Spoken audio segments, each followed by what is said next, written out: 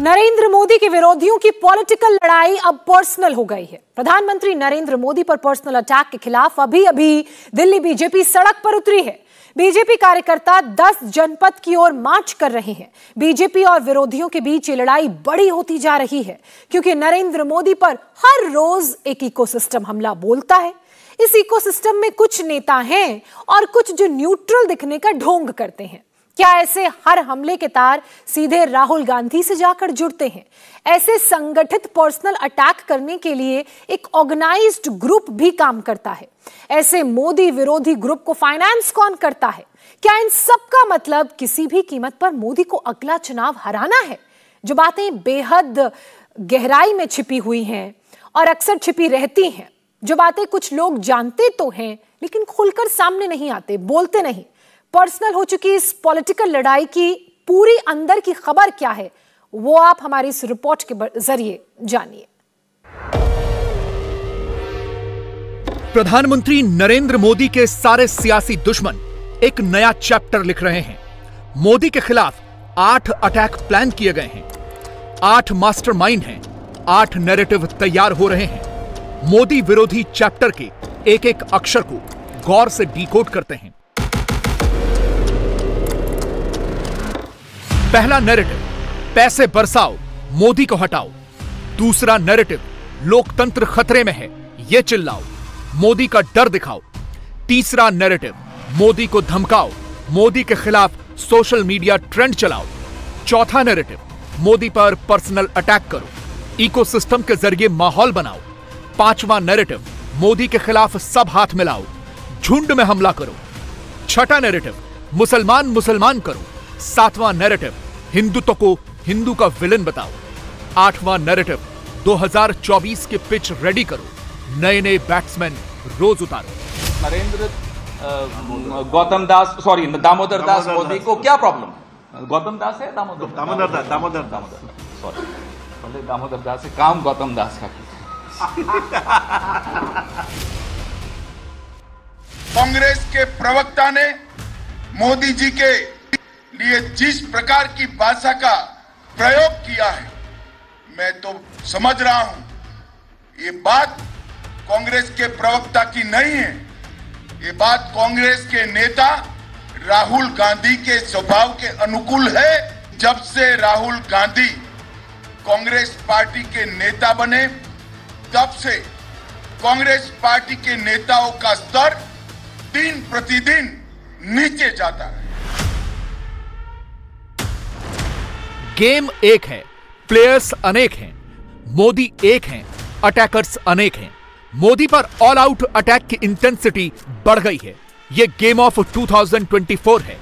इसमें सोरोस है, राहुल हैं, उद्धव है, नीतीश हैं, ओवैसी हैं, स्टालिन हैं, ममता हैं, अखिलेश हैं। जो जहां है वहां से नैरेटिव बिल्ड कर रहा है। हम भी कभी आएंगे, हम पीछे हटेंगे नहीं। डरे हुए लोग हैं, मेरी मर्जी नहीं चलेगी। ये माहौल किसने पैदा किया? पुलिस ने और सरकार ने, बीजेपी की सरकार ने। हर घंटे मोदी विरोधियों का नया नया एजेंडा, प्रधानमंत्री के खिलाफ हर रोज नया नया फंदा। इस फंदे की कमान एक विदेशी एजेंट जॉर्ज सोरोस के हाथों में है। वो बाहर बैठकर डिक्टेट करता है, इंडिया में मोदी के दुश्मनों को एक्टिवेट करता है। वो जो कहता है, हिंदुस्तान में शब्दशः सेम टेप कैसे बजता है, पहले आपको इसका एक सैंपल दिखाते हैं। अमेरिकी अरबपति जॉर्ज सोरोस ने कहा, भारत एक लोकतंत्र है लेकिन प्रधानमंत्री मोदी लोकतांत्रिक लीडर नहीं है। तारीख नोट कर लीजिए, सोरोस ने यह बात 17 फरवरी को कही थी। 3 दिन के बाद कांग्रेस ने अपनी टाइमलाइन पर क्या चिपकाया, तस्वीर आपके सामने है। टेक्स्ट पढ़ लीजिए, कांग्रेस का ऑफिशियल वर्जन भी देख लीजिए। सवाल यह है कि मोदी के खिलाफ जो नैरेटिव सोरोस फैलाता है, वही नैरेटिव कांग्रेस की टाइमलाइन पर क्यों नजर आता है? कांग्रेस हिंडनबर्ग का जो टेप बजा रही है, क्या उस टेप का रिमोट भी सोरोस के हाथों में है? देश के बाहर और देश के भीतर वो कौन सी मोदी विरोधी ताकतें हैं जो मिलकर हिंदुस्तान के खिलाफ षड्यंत्र रच रही हैं?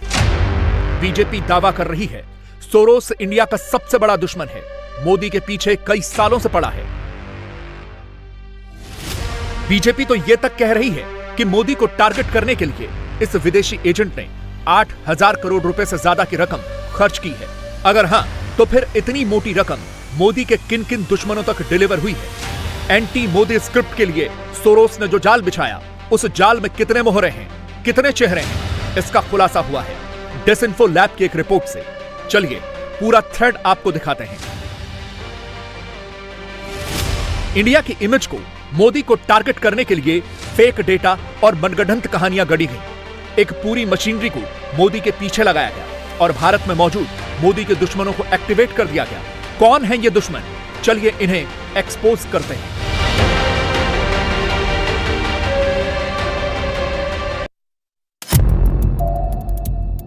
जॉर्ज सोरोस की अपनी खुद की आर्मी है। यह आर्मी हथियार लेकर नहीं चलती। दुनिया भर के अलग अलग देशों में नेशनलिस्ट लीडर्स के खिलाफ नैरेटिव से हमला करती है। इंडिया पर, मोदी पर सोरोस की आर्मी कैसे अटैक कर रही है, कुछ सेकंड्स में आपको बताएंगे। पहले इसका सबूत आपको दिखाते हैं।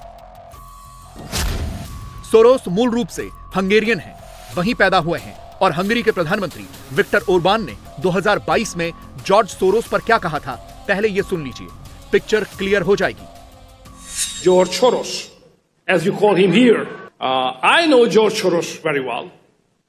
He is my opponent. He believes in none of the things that we do. And he has an army at his service. Money, NGOs, universities, research institutions, and half the bureaucracy in Brussels. He uses this army to force his will on his opponents.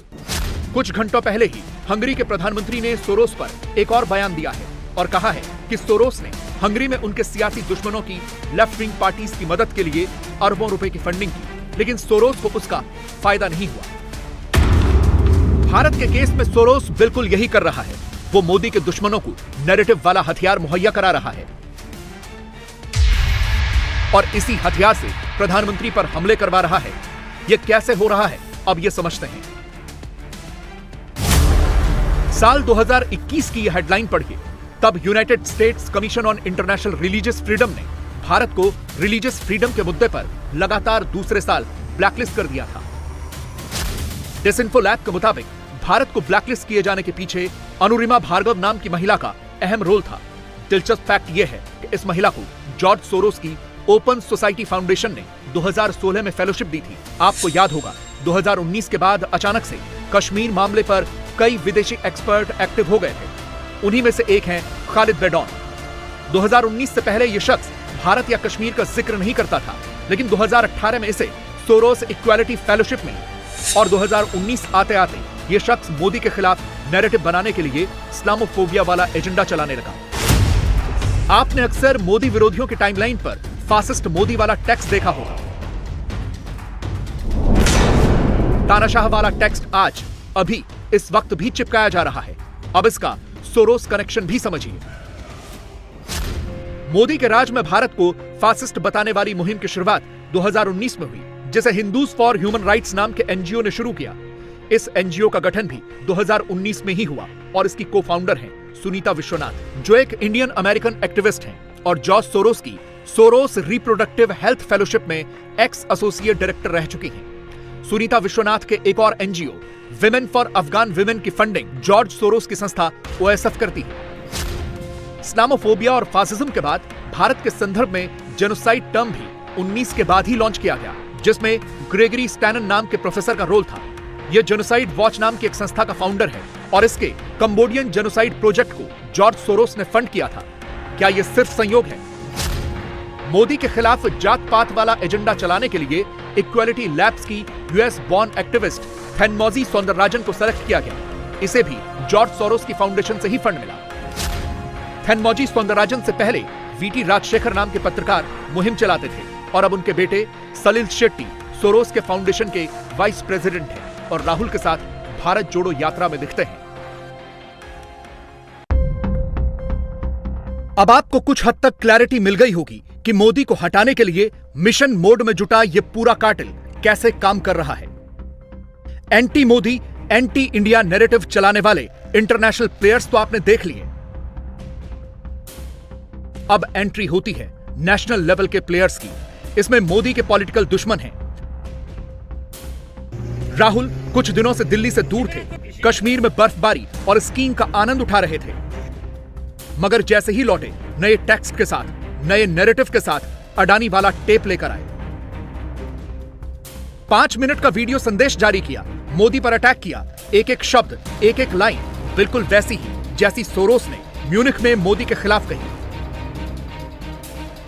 मगर राहुल के video संदेश से पहले की pitch ready की कांग्रेस के प्रवक्ता पवन खेड़ा ने, जिन्होंने अडानी के बहाने प्रधानमंत्री पर पर्सनल अटैक करते हुए मर्यादा की सारी सीमाएं लांघ दी। ठहाके लगा लगाकर प्रधानमंत्री के परिवार पर आपत्तिजनक टिप्पणी की। वो जाने हमारा क्या मतलब। हम स्पष्ट बात कर रहे हैं जेपीसी। हम कह रहे हैं संसद में आप चर्चा से क्यों भागते हो। हम कह रहे हैं जेपीसी की मांग से आप क्यों डरते हो। जब नरसिम्हा राव जी जेपीसी बना सकते थे, जब अटल बिहारी वाजपेयी जी जेपीसी बैठा सकते थे, तो दामोदर दास मोदी को क्या प्रॉब्लम है। गौतम दास है दामोदर सॉरी, नाम भले दामोदर दास है, काम गौतम दास का करते हैं। मोदी विरोधी इकोसिस्टम निजी हमले वाले इस नैरेटिव को बार बार पुश कर रहा है। वो पहले गाली देते हैं, फिर ट्विटर पर आकर ये कह देते हैं कि मैंने तो ऐसा कुछ नहीं कहा। आपने नोट किया होगा, अडानी मामले को लेकर मोदी पर हो रहे ऐसे पर्सनल अटैक्स काफी तेज हुए हैं और अब गृह मंत्री ने तो ये तक कह दिया है कि ये सब कुछ राहुल के कहने पर हो रहा है। पूरे देश के अंदर कांग्रेस पार्टी को कहीं पर भी सफलता नहीं मिल रही है, मगर मेरे जैसे व्यक्ति के लिए और सार्वजनिक जीवन के स्तर के लिए जो लोग चिंता करते हैं, वो सभी के लिए चिंता का विषय है कि जब से राहुल गांधी कांग्रेस पार्टी के नेता बने, तब से कांग्रेस पार्टी के नेताओं का स्तर दिन प्रतिदिन नीचे जाता है। जिस प्रधानमंत्री जी ने देश के 80 करोड़ गरीबों के जीवन में खुशहाली लाई, देश की सुरक्षा सुनिश्चित करी, देश का आर्थिक विकास सुनिश्चित करा और दुनिया भर में जिस प्रधानमंत्री का सम्मान होता है, हमारे प्रिय प्रधानमंत्री नरेंद्र मोदी जी के लिए जिस प्रकार की भाषा का प्रयोग होता है, मैं इसकी घोर निंदा करता हूं। आज ही कांग्रेस के प्रवक्ता ने मोदी जी के लिए जिस प्रकार की भाषा का प्रयोग किया है, मैं तो समझ रहा हूं ये बात कांग्रेस के प्रवक्ता की नहीं है, ये बात कांग्रेस के नेता राहुल गांधी के स्वभाव के अनुकूल है और उनके द्वारा ये बात देश की जनता के सामने की जा रही है। मगर मैं राहुल गांधी जी को कहना चाहता हूं, 2019 में भी आपने मोदी जी के लिए अभद्र भाषा का प्रयोग किया था। नतीजा आपने देखा है, कांग्रेस पार्टी का विपक्ष का स्टेटस भी जाता रहा और जिस प्रकार की भाषा आज इस्तेमाल की गई है और देश भर से जनता में से जिस प्रकार के रिएक्शन आ रहे हैं, आप 24 का नतीजा देखेगा। राहुल जी, कांग्रेस पार्टी दूरबीन लेकर ढूंढने से भी नहीं मिलेगी। देश की जनता इसका हिसाब बैलेट बॉक्स के अंदर करेगी। जिस प्रकार का भाषा का प्रयोग कांग्रेस पार्टी ने सम्माननीय प्रधानमंत्री जी के लिए किया है, हम सब ऐसी भाषा का प्रयोग तो नहीं कर सकते, परंतु मत का अधिकार हमारे पास है। एनडीए अलायंस को आप मत देकर ये भाषा का विरोध जरूर कर सकते हैं, उनको जरूर ये बता सकते हैं कि राजनीति के अंदर इतने नीचे स्तर पर गिरने का परिणाम क्या होता है। विरोधी हेट मोदी नैरेटिव कैसे बिल्ड करते हैं, इसका एक और सैंपल कांग्रेस की टाइमलाइन पर है। छत्तीसगढ़ में ईडी का एक्शन होता है तो कांग्रेस उसे मोदी विरोधी रिएक्शन के लिए हथियार बना लेती है। ताबड़तोड़ प्रेस कॉन्फ्रेंस शुरू हो जाती है। छत्तीसगढ़ के सीएम आते हैं, कांग्रेस के जयराम रमेश और पवन खेड़ा मोर्चा संभालते हैं और माइक ऑन होते ही मोदी के खिलाफ मनगढ़ंत कहानी सुनाने लगते हैं। बाकायदा ये कहकर धमकी दी जाती है कि याद रखना, जब हम सत्ता में आएंगे तो निपट लेंगे। मत भूलिए, हम भी कुछ राज्यों में सरकार में हैं, आने भी वाले हैं, 24 भी आ रहा है, मौसम बदलता है। ये सलाह प्रधानमंत्री को भी है और उन अफसरों को भी है जो उनके हाथ में आज खिलौना बने हुए हैं।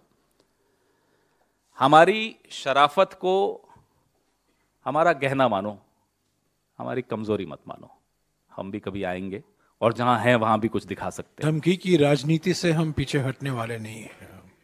हम इसका कड़ा मुकाबला करेंगे। छापे होने दीजिए, जहां छापे होने चाहिए वहां तो होती नहीं है। मुख्य रूप से डरे हुए लोग हैं। लोकसभा में प्रधानमंत्री जी कहते हैं मैं कितनों पर भारी पड़ता हूं, लेकिन अडानी पर नहीं बोलकर ये बता दिया कि अडानी भारतीय जनता पार्टी और केंद्र सरकार पर भारी है। कांग्रेस पार्टी से घबराई हुई है भारतीय जनता पार्टी। भारत जोड़ो यात्रा में जो सफलता मिली, राहुल जी के नेतृत्व में जो यात्राएं हुई कन्याकुमारी से लेकर कश्मीर तक, उससे भारतीय जनता पार्टी बेचैन है। मोदी पर यह पर्सनल अटैक, पॉलिटिकल अटैक सिर्फ एक तरफ से नहीं होते। देश से, विदेश से, दिल्ली से, महाराष्ट्र से पूरा खेमा एकजुट हो जाता है। ये कौन सा प्रजातंत्र है? ये कौन सा प्रजातंत्र है? अच्छा, वैसे अगर देखा जाए तो यूएस में उनके प्रेसिडेंट के ऊपर भी रेड पड़ी थी। तो इतनी डेमोक्रेसी क्या आपको मंजूर है? अगर डेमोक्रेसी आप मानते हैं और इसमें डेमोक्रेसी का हिस्सा मानते हैं तो फिर यूएस की डेमोक्रेसी आपको मंजूर है क्या? और नहीं है तो फिर इसको तानाशाही कहना चाहिए क्या? हत्यारा कोई और नहीं, वो हमारे घर का ही निकला, वही हमें दर्द है। और उसको उसी को सुपारी दी गई। चुनाव आयोग के भी चुनाव होने चाहिए। जैसे एक न्याय वृंद की हमने बात की, जिस तरीके से सुप्रीम कोर्ट के जज नियुक्त किए जाते हैं, उसी तरीके से कुछ एक यंत्रणा होनी चाहिए। मेरी मन की बात कुछ भी मैं करूं नहीं चलेगी, मेरी मर्जी नहीं चलेगी। उद्धव ठाकरे, ओवैसी, स्टालिन, नीतीश, अखिलेश, ममता सब मिलकर मोदी पर टूट पड़े हैं। कोई मौका हाथ से नहीं जाने दे रहा। हर कोई मोदी के और प्रधानमंत्री की कुर्सी के पीछे ही पड़ा है। अभी नीतीश कुमार ऐसे दिखा रहे हैं जैसे वो राष्ट्रीय स्तर की राजनीति में ज़्यादा उत्सुकता नजर आ रही है और बिहार में तो सब कुछ ठीक चल रहा है, बीजेपी के शासन में गड़बड़ी है, मोदी जी में गड़बड़ी है। आपको समस्या कहाँ लगती है? देखिए, नीतीश जी की विश्वसनीयता खत्म हो चुकी है। उनको जो भी लगता हो, जिसको बिहार की जनता ने 2005 में सत्ता सौंपी, 10 में 115 सीट आए, मोर देन 90% स्ट्राइक रेट रहा लगभग। और वो 2020 आते आते जनता ने नकार दिया। 44 सीट पर वो गाली दे रहे हैं, बीजेपी ने हरा दिया। वहीं देखिए नरेंद्र मोदी 27 साल बाद गुजरात के अंदर सारे लोग तो विरोध कर रहे थे, 156 सीट, यही इसको कहते हैं विश्वसनीयता। आज नीतीश बाबू की विश्वसनीयता खत्म हो गई है। हमारे बिहार की कहावत है, अपन बियाह नहीं सूरदास की बरतुहारी, यानी लड़की खोजने चले हैं। कहाँ? तो देश में प्राइम मिनिस्टर बनने के लिए। आज नीतीश बाबू पहले अपने घर को तो चला नहीं पाए। आपने देखा होगा, अभी अभी एक मंच था कई पार्टियों का, उस पर नीतीश बाबू कह रहे हैं, हम तो कह रहे हैं सब लोग आइए, एकजुट होइए, बीजेपी को 100 सीट से हम नीचा ले आए। लगता है कि कहते कहते उनमें ये नहीं दम हुआ कि कह देते 0 पर वॉकआउट करा दूंगा। और वहाँ मिला क्या? कांग्रेस ने कहा आई लव यू। कौन कहेगा लव यू? वही आई लव यू कौन कहेगा? केसीआर आया था बिहार, प्रेस कॉन्फ्रेंस में ये दोनों एक दूसरे को आई लव यू कौन कहेगा, दोनों आए थे प्रधानमंत्री के उम्मीदवार बनने। तो आई लव यू हो नहीं पाया, एक दूसरे का कपड़ा खींचते रहे, खड़े होते रहे। आज जयराम रमेश ने तुरंत उसको इल्लू लुल्लू कर दिया, कह दिया कि अगर उनको है तो राहुल गांधी के चरणों पर आके गिरे, सरेंडर करें नीतीश कुमार के लिए। यही एक रास्ता है, नीतीश कुमार के लिए दूसरा कोई रास्ता। इंडिया टीवी हर वक्त हर जगह डाउनलोड करने के लिए सर्च करें India TV news Google play store या ऐप स्टोर पर।